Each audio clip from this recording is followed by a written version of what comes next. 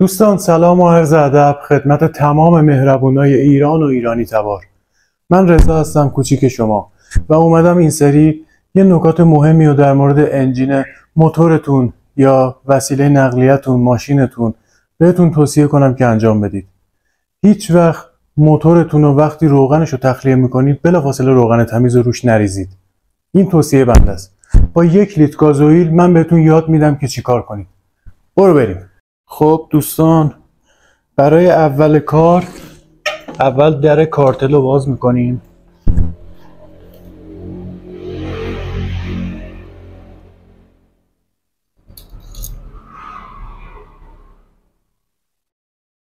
روغنش سیاهه. این پیچ زیر کارتله. اینو که الان باز کنیم روغن سرازیر میشه.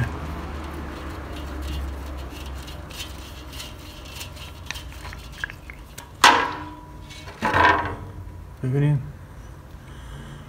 اینقدر سیاه این روغن عین قیره. دوستان فقط سیاهی این روغن رو ببینین. من این روغن رو کمتر از 1 ماه پیش عوض کردم. خب بعد اینکه روغن رو تخلیه کردیم این صافی و این درش رو میاریم بیرون که تمیزش کنیم. یه مقدار از این حالت کثیفی در بیاد.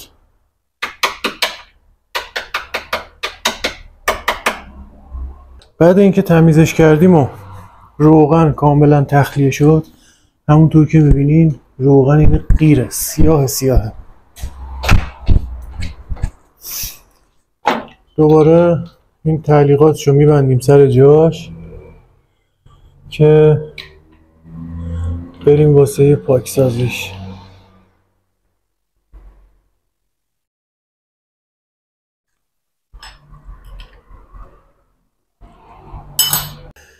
خب دوستان من این استانبولی رو قشنگ تمیزش کردم چون میخوام بعد اینکه موتور رو روشن کردیم و تخلیه کردیم میخوام بدونید که چقدر کثیفی و جرم از داخل موتور خارج میشه. خب دوستان همونجوری که گفتم ما به 1 لیتر گازوئیل احتیاج داریم که باید بریزیم داخل انجین. خب الان گازوئیل رو میریزیم داخل انجین. باید مثل من زیاد کثافت کاری نکنین.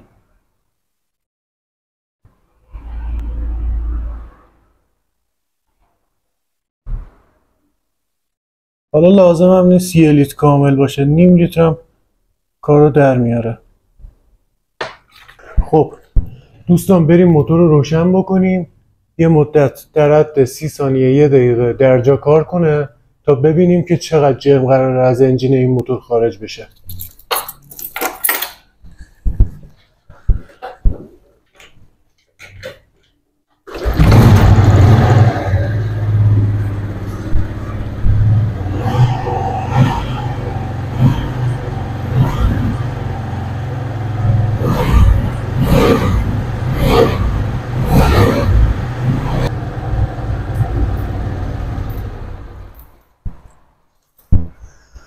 دوستان الان باید 2-3 دقیقه صبر بکنیم تا کامل این گازوئیل و روغنایی که با هم قاطی شدن ته‌نشین بشن.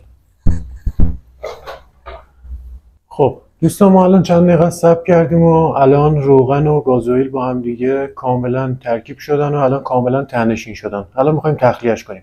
اولین کار اینه که در موتور رو باز میکنیم دوباره.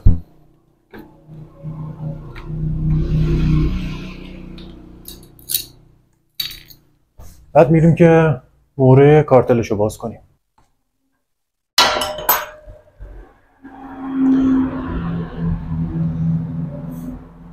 فقط ببینید که چی خارج میشه.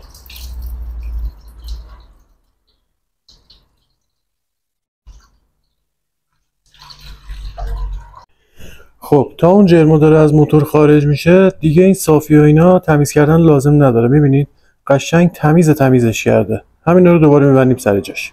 خب دوستان برای اینکه تایم ویدیو زیاد نشه من خودم در کارتل رو بستم و اینم محلولیه که از موتور خارج شده.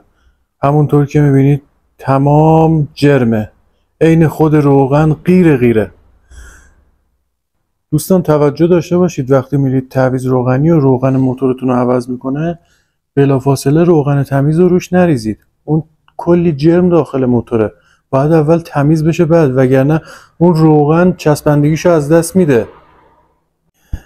خب بریم که روغن تمیز رو بریزیم داخلشو.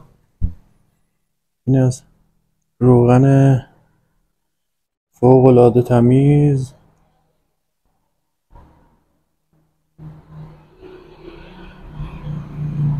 البته دوستان من از روغن 1040 استفاده میکنم.